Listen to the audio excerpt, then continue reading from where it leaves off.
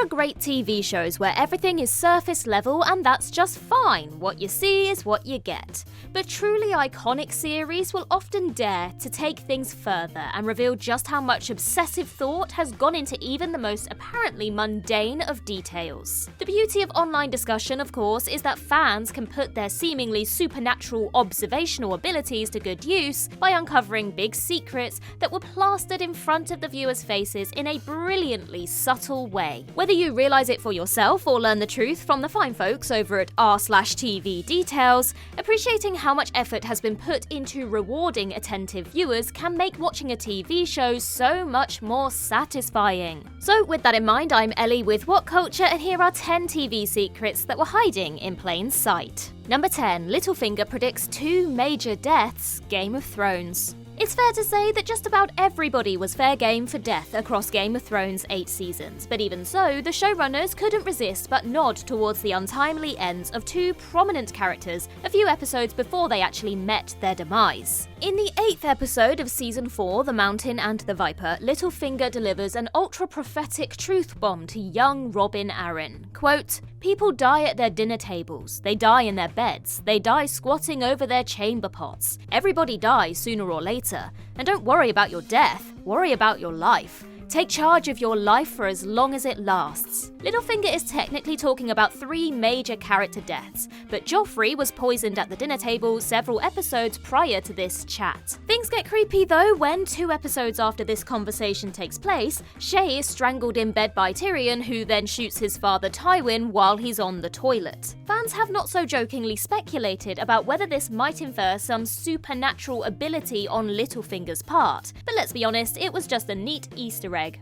Right? Number 9. The Drunk Got Sober, Parks and Recreation. Parks and Recreation was committed to long-term gags and historic callbacks more than any TV sitcom not called Arrested Development, and perhaps the most impressive of the whole lot had its origins in the show's pilot episode. The episode memorably features a sequence where Leslie Knope discovers a drunk man passed out in a slide at a park and uses a broom to try and shoo him away. Hilariously, this ends up having an epic yet subtle payoff 6 years later when, in Parks and Rec's series finale, the same man is briefly seen suited up and requesting that the city fix a broken swing, the implication being that the drunk got sober and turned his life around. Actor John Daly looks different enough in the 2 scenes that it's incredibly easy to miss, even if it's nevertheless a great piece of low-key continuity hiding right before your very eyes. Number 8. Notice the Yellow King, True Detective.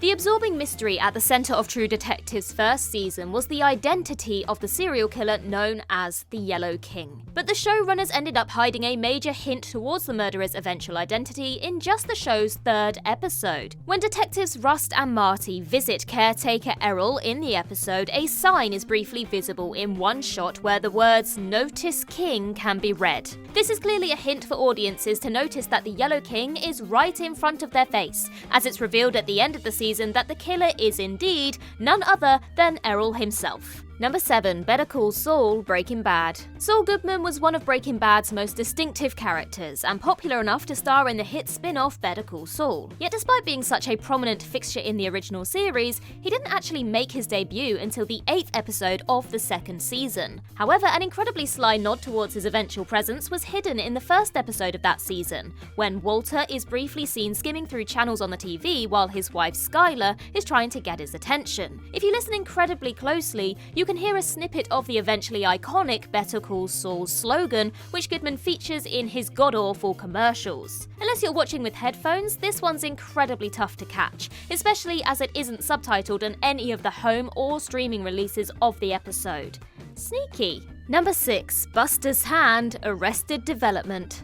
One of the most memorable and hilarious moments in all of Arrested Development is the fatal outing where poor Buster loses his hand to a loose seal in the 2nd season's 11th episode. And as perhaps the ultimate proof of the show's incredible penchant for impossibly well thought out gags and clever foreshadowing, Buster's accident and him subsequently receiving a hook hand replacement is hinted at in at least 6 episodes prior to it actually happening. These gags include him commenting that a party will be off the hook, mention of a seal attack attack on the news, Buster looking at a hand-shaped chair and mentioning how much he misses it, Buster playing a claw machine and getting a seal toy, and in the very episode where the accident happens, Buster is seen sat on a bench with the words "arm off" spelled out next to him. And there's surely more, and though these hints are easily missed by even dedicated fans, they're sure to have you spitting your coffee all over the TV if you do manage to catch them on a rewatch. Number 5. Wayne Williams cameo, Mindhunter. Mindhunter's brilliant second season culminates with Holden and Bill pursuing a murderer who operated in Atlanta between 1979 and 1981, primarily preying on children. In the season finale, suspect Wayne Williams is arrested for the killings, though he was ultimately only ever convicted of murdering 2 adults,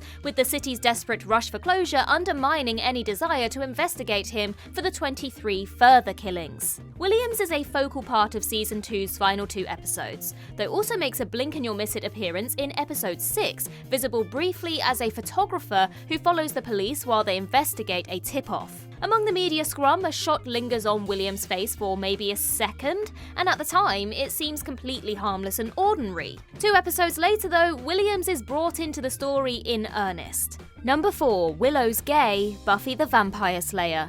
When Willow finally came out near the end of Buffy's 4th season, fans were divided about whether or not it felt forced, given the seeming lack of hints throughout the show that Willow was in fact this way inclined. Except Joss Whedon did in fact provide a major clue towards this revelation that, in retrospect, couldn't seem more obvious. An entire season prior, Willow says of her vampire doppelganger, "That's me as a vampire. I'm so evil and skanky, and I think I'm kinda gay." Though Buffy quickly reminds her that a vampire's personality has nothing to do with who they were pre-transformation, Angel jumps in with, "Well, actually," before being shut down by Buffy. The implication was clear, even if audiences weren't quite aware what to do with it at the time. Willow, of course, went on to become a fantastic example of gay representation in a major TV series at a time when that wasn't so much of a thing. Number 3. Nibbler's shadow, Futurama.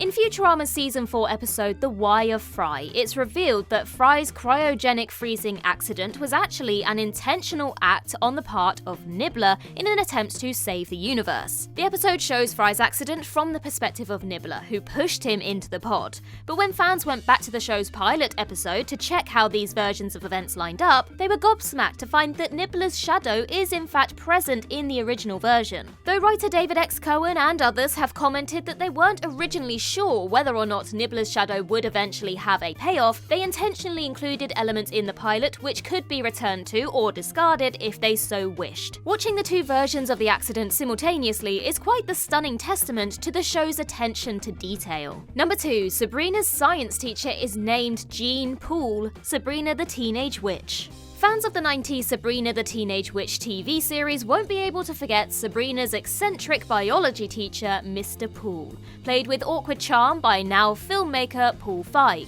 But what you might have missed, and what was staring you right in the face this entire time, is the clever pun hidden within Mr. Poole's full name. It's occasionally mentioned that his full name is Eugene Poole, as in Gene Poole. Get it? Given that Sabrina touted a fairly sophisticated sense of humour for a show aimed at young children, it shouldn't be terribly surprising that they'd sneak a pun past us like this. But even so, all these years later, it's impressive how few fans have caught this joke. Number 1. Captain Holt and Sergeant Jeffords both worked 9/11, Brooklyn Nine-Nine. Only the most eagle-eyed viewers will notice that Brooklyn Nine-Nine has left a crucial morsel of character backstory literally pinned to the chests of 2 main characters. Both Captain Holt and Sergeant Jeffords have WTC pins on their uniform, which suggests that they were working on 9/11, receiving the pin for their service on that most horrific day. Other recurring characters, such as the Vulture, are also seen wearing the pin, though in a bizarre mistake, it's typically worn incorrectly by the show's characters, as it's supposed to be worn directly below the American flag breastbar and above any other medal. Still, it's a neat glimpse into the characters' lives before the series began, and a subtle dramatic flourish in a TV show that's typically very funny.